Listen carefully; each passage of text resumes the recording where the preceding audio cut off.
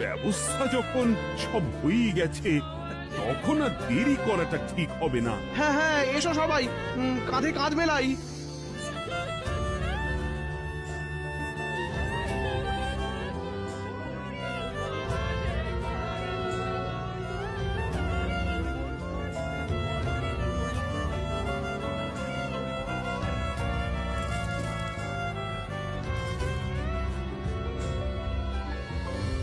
ও, এই দৃশ্য কিনা শেষে আমাকে দেখতে হলো, কিন্তু তবু আমার খুব জানতে ইচ্ছে করছে, বাচ্চারা ভুঁড়ি ভর্তি মোহর অলংকার সব ছড়াতে ছড়াতে যাচ্ছে কেন?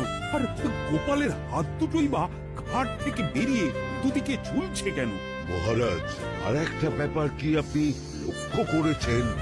কি বলতো? গোপালের দেহ কারা কাঁধে করে নিয়ে যাচ্ছে। হ্যাঁ হ্যাঁ, ওই তো